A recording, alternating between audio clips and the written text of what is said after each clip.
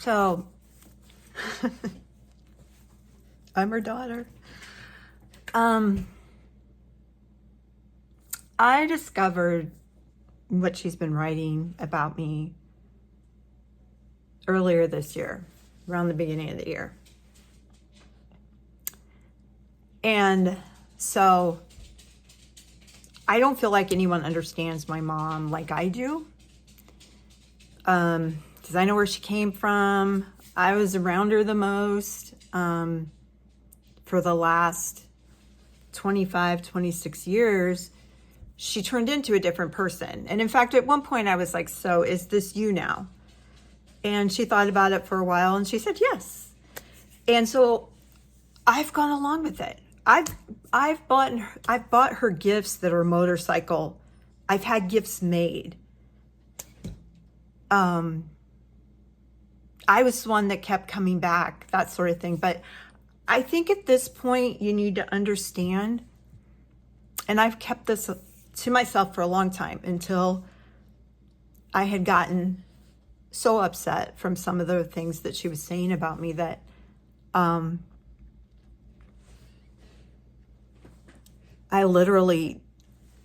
woke up one morning and this side of my face was just dragging and it was puffy and my cheek was really, really thick. And it was the day that I was going to talk to my mom. And somewhere in the night, it just got to me. And my doctor thinks that it was a small stroke. Has nothing to do with what I'm going to say. I'm just telling you that when I met with her, some things have just been so egregious. And I was terrified to talk to her. But I think today, when she starts, it's an obsession, I guess, to slam me. When she starts saying that I'm not accepting her and I look down on her, and apparently I was just shocked by the F word, which I wasn't because I had raised a teenage boy. I was shocked from her. I think you need to know the extent at which she was involved with a cult and being a Jehovah's Witness. And I understand why she did that. I was in this, what I'm about to tell you. I was really, really sick and pregnant and young. I was 17. I literally maybe weighed 130. I'm 5'7", and I lost 20 pounds. I came down in shorts one day from my room, which I rarely did because I laid on the bathroom floor and vomited all the time. I came downstairs one day in shorts and my mom cried.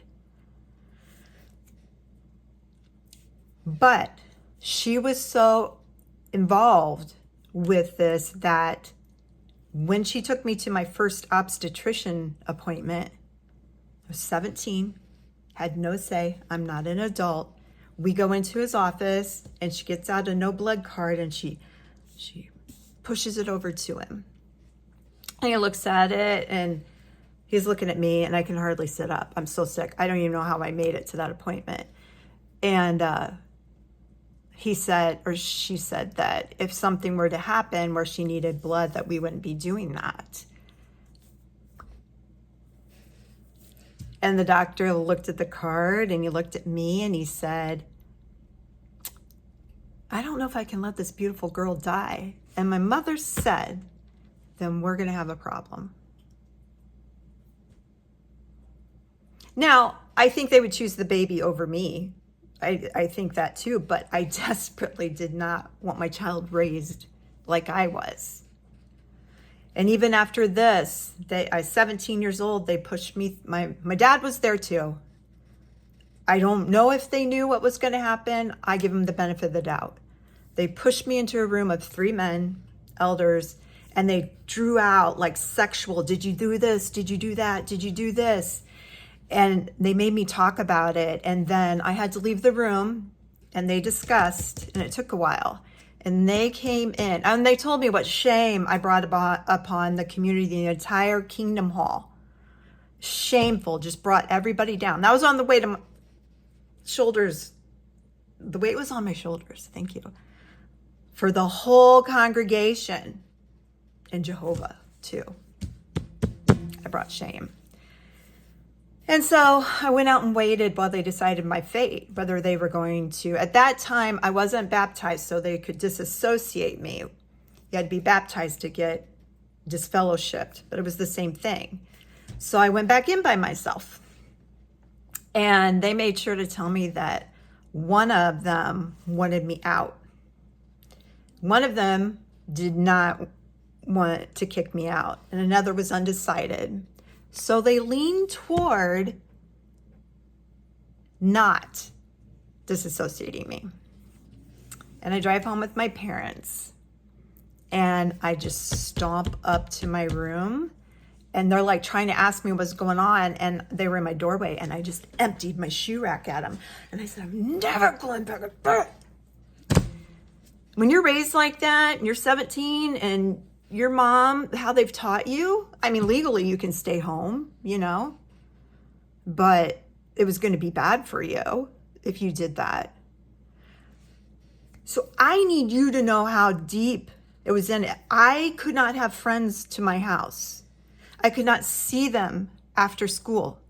I could not. I went to two my entire school career, and this sounds like a little girl being crazy at this point, but I went to 2 slumber parties, but my mom picked me up at 11. But other parents did not do that.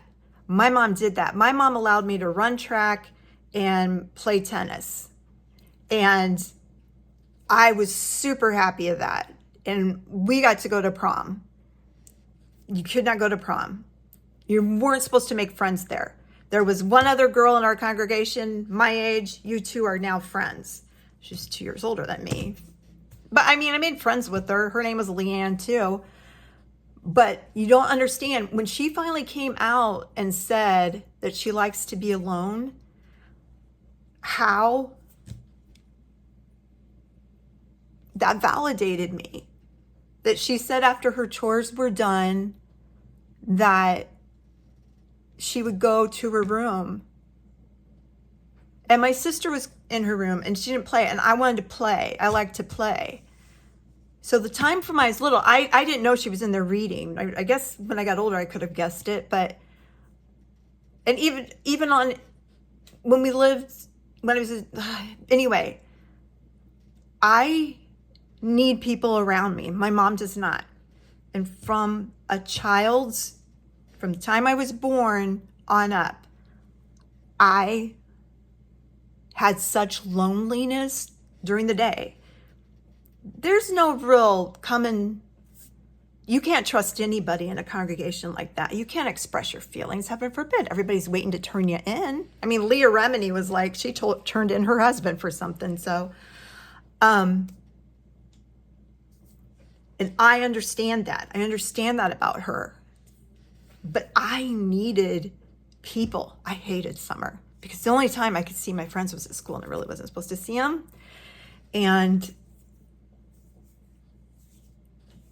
for a person that's like me, that needs interaction, that does funny stuff, whatever, and I always get in trouble because I get so excited when my dad finally came home because he had a restaurant and you wouldn't see him till 10 or 11 o'clock at night. And I wait up and like we hear the door. I feel really bad because I know sometimes we heard the garage door go up and we were like running out thinking it was dad and probably mom that you see every day. You're like, But I was so excited to see him because he would talk to me and we could talk about stupid stuff. And he was playful and he was funny. My mom's really funny. She can be playful, but I think the whole thing with the religion, it played toward how she wanted to be in life. I don't know if she ever watched me do anything. I would have, when my kids were performing around her, she wouldn't go. She's too loud, she didn't want to be that, but she started going to the bar. So you have to understand that what I went through in that religion and with my mom, for her to, because she told you she left.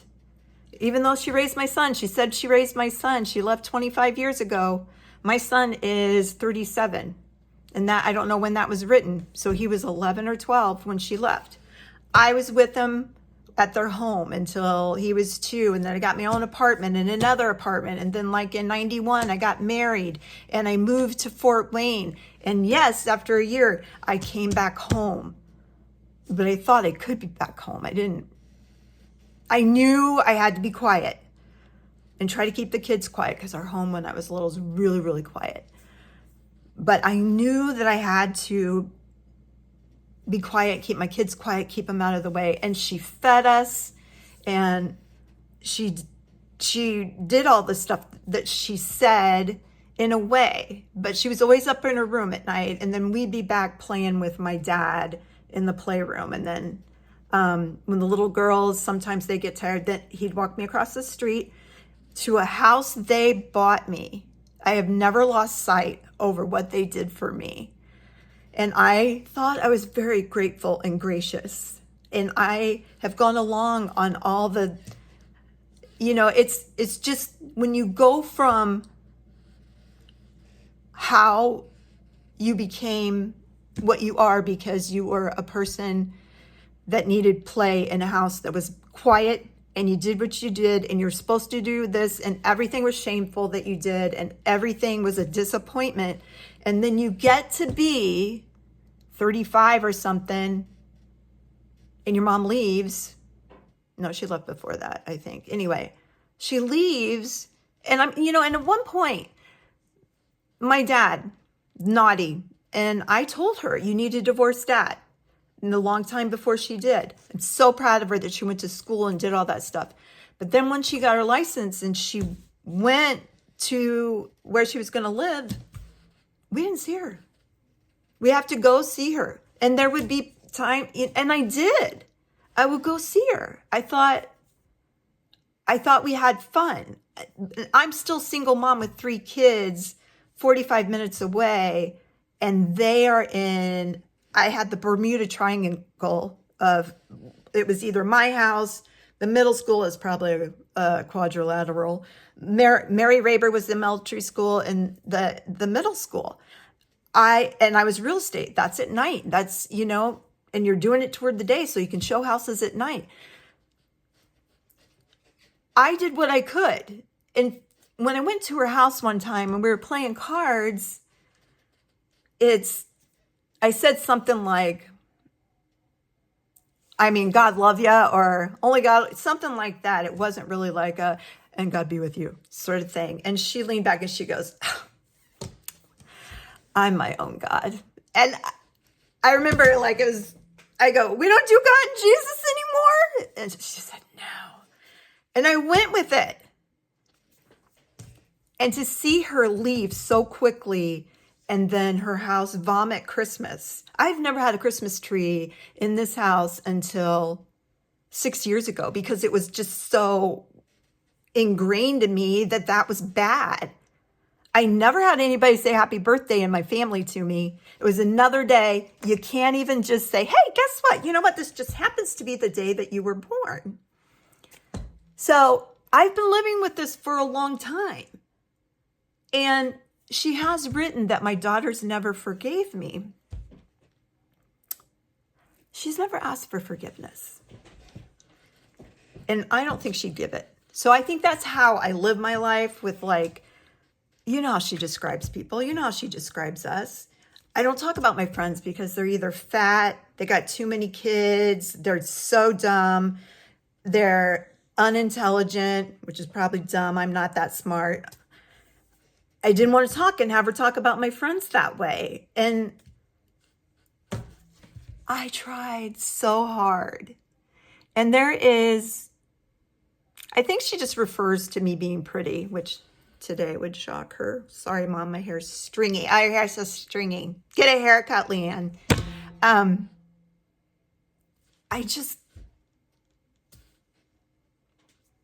I don't expect her to apologize for those things and those thoughts I had and being alone as a kid all the time. I mean, she was in the house. It's not like they weren't there. And we would sit and do puzzles. She loved to do a puzzle, and I would get one out, and we'd do puzzles, and I always thought that was fun. And the story about my sister coming to the house and noticing that I have mom moved out of here, and I bought this house at sheriff's sale. I pulled a rabbit out of the hat, but that's another story.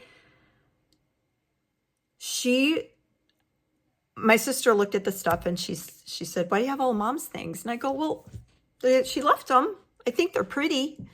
And then I said to her, "Wait till you see mom's house. It's gorgeous." So then I'm calling and talking to mom, or maybe I don't know. And I tell her about that. It wasn't really, and I didn't think it sounded judgy for my sister. She's like, "Just why do you have all mom's things?" And I said I liked them and they were pretty. Oh, I wanted to ask her how she liked her house, because I was waiting to hear from Lisa about her house, and mom said she didn't say anything about it. But mom turned that into me and my sister talking shit about her and her. It's not even a point of, they were just left here. I waited around. She didn't come back. She had a set of Cocker Spaniel figurines, ceramics, so cute. Came over, found one had chipped, and cried because thought we purposefully did that. And she got a box and she was packing all her things up and she went and put them up in my attic. Just so you know, Mom, I like them. And I put them back out. And Jade was little, Calamity Jade. She was little and some things happened.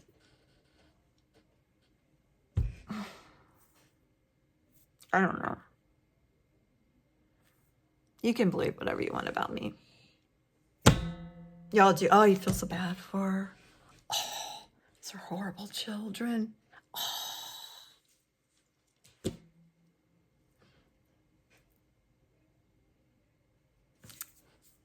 Went to the hospital with her many times. Oh, and she said there was a disagreement about when someone was told about it. So in the middle of the night, 3 or 4 o'clock in the morning, my mom calls me from the ER and she says, "Well, honey, we've been waiting for you, but they're taking me to my room now." I was like, "What?" And she goes, "Well, Sailor Man's been trying to call you and text you." And I'm like, in my mind, I'm like, no. And I look and there's not. Okay. So I don't want to tell her she's having a problem with her heart. And I don't want to tell her that he's lied to her and he's not speaking when I get there. And I come in and I get a hug, get her and go up or whatever. And the next day I spent the morning with her and we had a really good time. And apparently though, that night she had gotten really bad, but also, well, after I left the hospital, I texted him and I said, "When something happens to my mom and she's in the ER, you will call me." And he said, "Never talk to me that way." And I didn't really care. But then he's texting my mom who's having a heart problem and my son. She's having a heart problem. You guys fight all the way to the hospital because she wants to call me and it makes her heart worse. What? And I got blamed for that. And then the next day we crossed paths. He literally came in and had his fists balled up. He wouldn't look at me. He's like going, literally. And I was like, "Hey, blah, blah, blah. I don't want to fight my mom." I don't know that texting had been going on. I'm not going to tell my mom that he lied to her. And he's walking back and forth and pacing. And my mom looks at me and she looks at him and she goes, "Did you run up the stairs? What's wrong with you?" The man literally had to hold himself back from, I don't know, hitting me.